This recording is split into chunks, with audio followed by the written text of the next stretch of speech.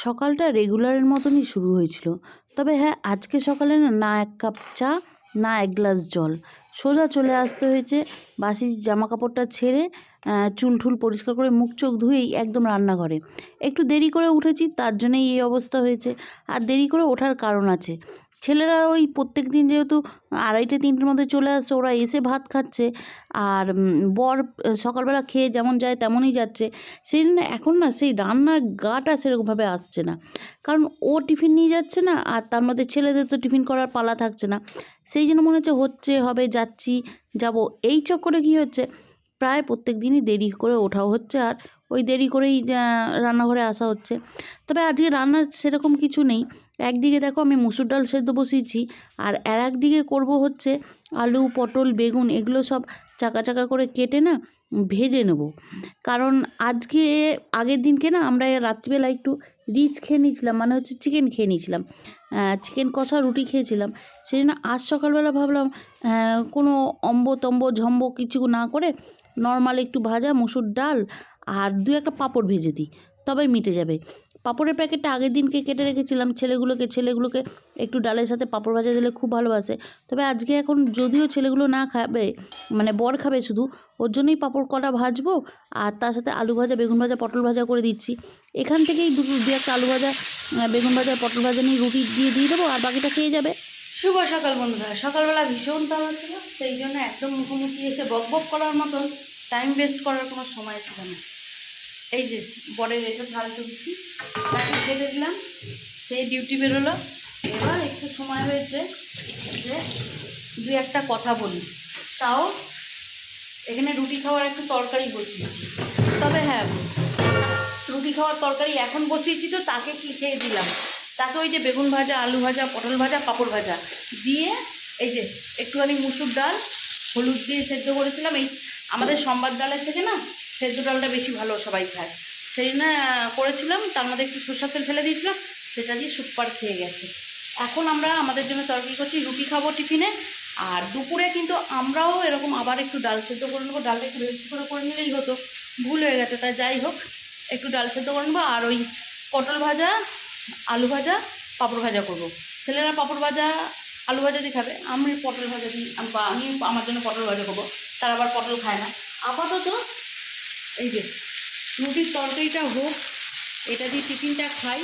আজকে আবার ছেলেগুলো স্কুল যাবে 4 ঘন্টার জন্য, ওদের এখন ডেমো ক্লাস হচ্ছে, ঠিক আছে? ডেমো ক্লাস হচ্ছিল, 4 ঘন্টার জন্য স্কুল যাবে, এসে ভাত খাবে, বুঝেছো? চলো, গরুটাকে এখনও চিকেন বিকুট খাইনি। মামা খাওনি তো? ওরে বাবা, ওই যে চুমটুম বলে দিচ্ছে, দিয়ে দেবো না। তোরা কিভাবে ওই দইটা নিয়ে চলে এলি বিটু? তুই তো জানিস দইগুলো বাড়িতে, টক দইগুলো আনা হয় ওরই জন্য। হ্যাঁ, লাট সাহেবের মুখে পাতির জল গোজো না, আমি কি করব? ও গরমকালে একটু দই দিয়ে দিলে খেতে পারে ছেলেটা আমার জলটা। এই রুটি নিয়ে আর একটা করে চিটু, অত্যধিক বেশি না করিস জানিস তো। আর তুই এই নাটা করবি না, এনে ধর। না বেশি পারবো না। আরে কেউ না গেলে হাইডাই করবে পেট, হাইডাই করবি। পড়ার অয়েল ক্লাস আছে, প্রথম পিরিয়ডে ঘুমালেই ঘুমাবে। মায়ের ছোঁয়া লাগবে, মানে খুঁটি ছুঁয়ে থাকবে, একে বলে খুঁটি ছুঁয়ে থাকা। সারাক্ষণ খুঁটি ছুঁয়ে থাকবে, হয়ে গেছে।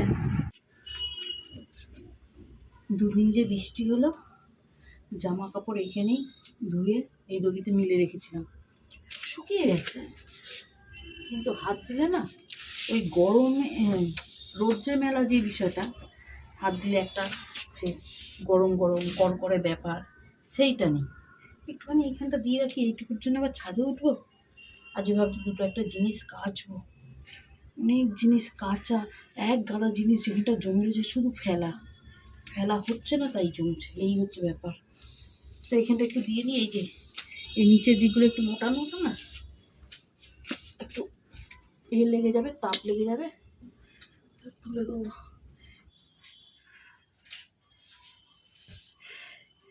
একটা সময় আমি আমার নিজের চুড়িদারগুলো বানাতাম, তা এখন আর বানাই না। তো হাতের কি অবস্থা আছে না আছে, ওই যে প্র্যাকটিস না করতে করতে হাত নষ্ট হয়ে যায়, ওরকম একটা ব্যাপার। তা রিস্ক নিয়ে বানাইনি। এই যে এই চুড়িদারটা আর একটা পিস, কিছুদিন আগে ফ্লিপকার্ট থেকে নিয়েছিলাম, তা একজনকে বানাতে দিয়েছি। একদিকের হাতটা একটু টাইট, একদিকের হাতটা ঢিলে, আর ফিটিংসটা না এমন বিচ্ছিরি হয়েছে। আমি বানানো চুড়িদার খুব পরি, বানানো চুড়িদার পরতে আমার খুব ভালো লাগে। বানানো চুড়িদার একটু কস্টলি হয়, একবার পিস কেনো, একবার মজুরি দাও, সেই জায়গা 3-4টে কুর্তি হয়ে যাবে লেগিংস সমেত। কিন্তু কি বলতো, বানানো চুড়িদার আলাদাই ব্যাপার থাকে। তা যাই হোক, বানিয়েছি না, ফিটিংসটা ভালো হয়েছে।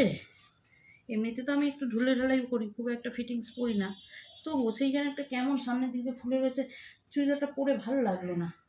সবাই বলছে একদম ভালো হয়নি, কিন্তু কি করব, তাকে যদি এখন বলি সে এখন খুলে খালে হয়তো রিপেয়ার করবে, কিন্তু রিপেয়ার করলেও না এই জিনিসটা কাটিংটাই যেন ঠিক লাগছে না।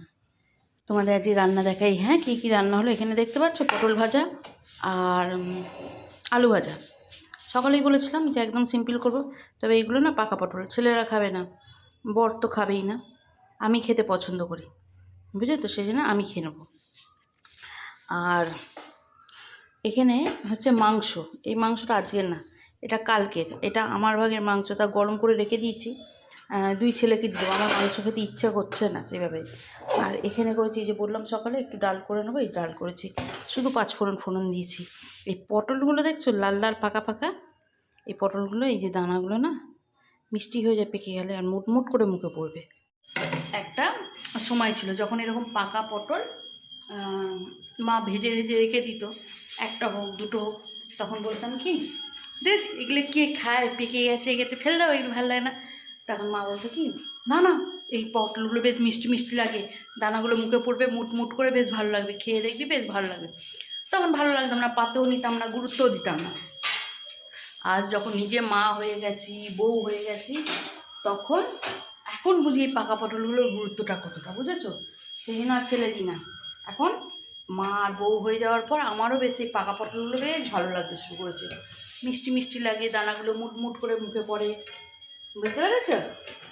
আজ না কালকে অনেকটা রিচ হয়ে গিয়েছিলো তো মাংসটা, আজ পুরো প্লেন খাবার খাবো। চলো, ও অরির মাংস সেদ্ধ হয়ে গেছে, এবার শুধু রান্নাঘরটা পরিষ্কার করে উপরে উঠে যাব। ভেবেছিলাম ভাত ঠাত খেয়ে একটু শোবো, না শোয়ার উপায় নেই। এই যে বুগলিস হাতে করে এখন চলেছি হচ্ছে কলেজ স্ট্রিটের দিকে। বড় ছেলের 2-3টে বই লাগবে, ছোট ছেলের বড় ছেলের অনেকগুলো বই মিলে গেছে, ছোট ছেলের 4-5টা-6টা বই লাগবে, ঠিক আছে, এই লাগবে। আর তার সাথে খাতা আনতে হবে বেশ খানিকটা। আমি না ওই সারা বছরের খাতা, তারপর হচ্ছে দিস্তা খাতা, বড় ছেলেটা না ভীষণভাবে ওই লম্বা দিস্তা খাতাটা খুব কাজে লাগে, পাতা পেন যতটা পারি, সারা বছরটা তো তোলা হয় না, যতটা সম্ভব পেন এইসব তুলে নিই। ওই জন্যে আজকে যদি না যাই, এরপর তো স্কুল সোমবার থেকে ফুল দামে শুরু হয়ে যাচ্ছে, সেই জন্য ভাবছি আজকে গিয়ে এগুলো সব করে আসি, বুঝেছো? চলো, হ্যাঁ, দুপুরবেলা তো আর শোয়া হলো না, দেখা যাক কতটা কি কেনাকাটি করা যায় না যায়। বাবা, আমি ব্যাগ থেকে ছাতাটা টেনে বের করতে পারি, একটা না একটা সিক আটকেই যাচ্ছে। আমাকে পুতুল ভূত বাড়ি। না না, এটা পুতুল বাড়ি না। বাবা, তুমি যাবে ভেতরে, বলো আমি পারমিশন করাচ্ছি। না না, জানলা ভেঙে তোমায় রেখে দিয়ে যাচ্ছি এক রাত্রির জন্য। এটার ভেতর? হ্যাঁ, এক রাত্রি। কেন আমাকে রেখে দিয়ে যাবে কেন? তুমি থাকতে আসবে। কি বিশাল পুরনো এই বাড়িটা, আজকেকার এইসব দিকে এলে তবেই এইসব বাড়ি ঠাড়িগুলো দেখা যায়। কলকাতা পৌর সংস্থা, তারও ভূত বাড়ির মতন অবস্থা। এদেরকে নিয়ে রাস্তায় বেরোনো যে কি সমস্যা।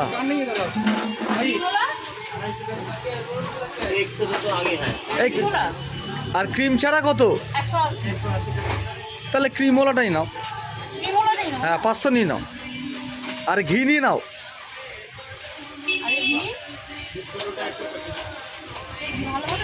দারুণ ঘি, হেভি ঘি, গ্যারান্টি ঘি।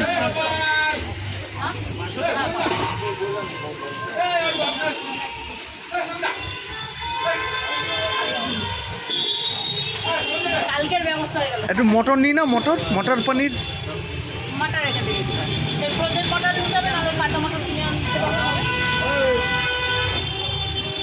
আর ঘিটা নিয়ে নাও, ঘিটা নিয়ে নাও। ভালো করে প্যাক করে দিতে বলবে। চলো বন্ধুরা, বাইরে বেরোনো মানে তো কাজের থেকে আগে খাওয়ার চিন্তা বেশি থাকে আমাদের, তাই এবারে খাওয়ার জিনিসটা আগে জোগাড় হয়ে যাচ্ছে। এখনো খাবে না তো তুমি? খাবো না কেন, খেতে খাবো তো অবশ্যই, কিন্তু কাজের জিনিসটা আগে জোগাড় হচ্ছে, সেটাই বললাম। না, আমার দুলতে ভালো লাগে, সেই জন্য দুল। পেছনে ওই মেলাটা দেখছো, যখন যাচ্ছিলাম এখান থেকে বই কলেজ স্ট্রিটের দিকে, তখন শুনলাম নবদ্বীপের মিষ্টি দই, কৃষ্ণনগরের জল ভরা সন্দেশ, সব কিছু দেখলাম। নাও না একটা জলের বোতল। দেখলাম, তখনই ভেবেছিলাম যে আসবো, সেই জন্য এখন যাওয়ার সময় ঘুরে তারপর যাবো। ঠান্ডা জল নেবে? মেলাটাতে তো আমরা ঢুকেছিলাম, তবে আমি ঢুকেছিলাম ওই নবদ্বীপের মিষ্টি দই, শান্তিপুরের নিকুতি, কৃষ্ণনগরের জল ভরা সন্দেশ, এই সব শুনে। কিন্তু ওখানে গিয়ে দেখলাম ওই বুটিকের শাড়ি, গয়না, তারপর হচ্ছে আচার, বেকারির জিনিস, বিস্কিট, কেক, চকলেট, সবাই সবার মতন তৈরি টৈরি করে নিয়ে বসেছে। তবে হ্যাঁ, যেখান থেকে আমি শুনছিলাম এই যে এই ধরনের মিষ্টিগুলো নিয়ে বসেছে বা কালেকশান আছে, সেখানে গিয়ে দেখলাম শুধু দইটাই অ্যাভেলেবেল আছে, আর কিছু আছে, ওর নাম কি, যাকে বলে বড়ি, গয়না বড়ি, এইসব। তা দইটা একবার আমি দেখার চেষ্টা করলাম বা বোঝার চেষ্টা করলাম ওটা নবদ্বীপের কিনা। আমার দেখে মনে হলো যে না, নবদ্বীপের না, আবার হতেও পারে হয়তো, সেই জন্য ওখান থেকে আর কিছু সেইভাবে কিছু নেওয়া হলো না। এখানে আচারগুলো খুব মন টানছিল, তবে হ্যাঁ, এক জায়গা থেকে একটু আচার চেক করেছি, আর একটা ওই ইমলিগুলি নিয়ে নিয়েছি। নিয়ে আমরা এখান থেকে সোজা চলে গিয়েছিলাম শপিং মলে। তবে তার মাঝখানে ঘটনা ঘটে গেছে, বাড়িতে নাকি ভূতের কাণ্ড চলছে, সেই শুনে হঠাৎ করে দৌড়ে দৌড়ে আসতে হলো। তবে পয়লা বৈশাখের কেনাকাটাটা করেই এসেছি। কেনাকাটা করে আমরা একটুখানি ঢুকেছিলাম হচ্ছে স্মার্ট বাজারে, দুটো একটা পয়লা বৈশাখের কেনাকাটা করতে, কিন্তু সেখানে আর কেনাকাটা করতে পারিনি। কুত্তার মতন ছুটতে ছুটতে এসেছি, কারণ বাড়িতে নাকি ভূত ঢুকে গিয়েছিল। তা কী হয়েছিল না, গোটা বাড়ি অন্ধকার করে একটা ছোট লাইট জ্বালিয়ে আমার ছোটো ছেলে ভূতের কার্টুন দেখেছে, শর্টস দেখেছে, আর সেই চোখ করে কান্নাকাটি করে অন্ধকারেও ভূত দেখেছে। তাই তো বাবা, ভূত দেখেছিস কি দেখিসনি? ওই চক করে বেচারা রিককে নিচ থেকে টেনে টুনে তুলে নিয়ে এলো। আমি বললাম যা রিক দাদাকে ডাক, একা ভূত তোকে এবার তুলে। ভূত ছিল না, ভূতনি ছিল, ওটা ভূতনি ছিল তো, সত্যি কথা বল, পেটনি ছিল না ভূতনি ছিল। তা যাই হোক, এখন বাজে হচ্ছে 11:45। ওই ভূতের গল্প করতে করতে, ভূতের কি দেখেছে না দেখেছে ওই সব গল্প করতে করতে বেজে গেছে 11:45। এখন আমি যাব হচ্ছে রুটি আর ঘুগনি করতে। কি গো, তাই তো নাকি? এই খালি গায়ে আছি ঘোড়া, খাবার দাবার আনবে নাকি আনবে না? তো খাবারটা করবে তবে তো, বাইরে থেকে আনো না। চলো ঝপঝপ করে দুটো করে রুটি করি, মটর সেদ্ধ করে তো রেখেই গিয়েছিলাম। কার কী কী এনেছি না এনেছি আজকের আর দেখাচ্ছি না, কালকের ভিডিওতে দেখাবো, কেমন? চলো, গুড নাইট। এই আর বোতল সব ভাঙতে হবে না, দে ছাড়।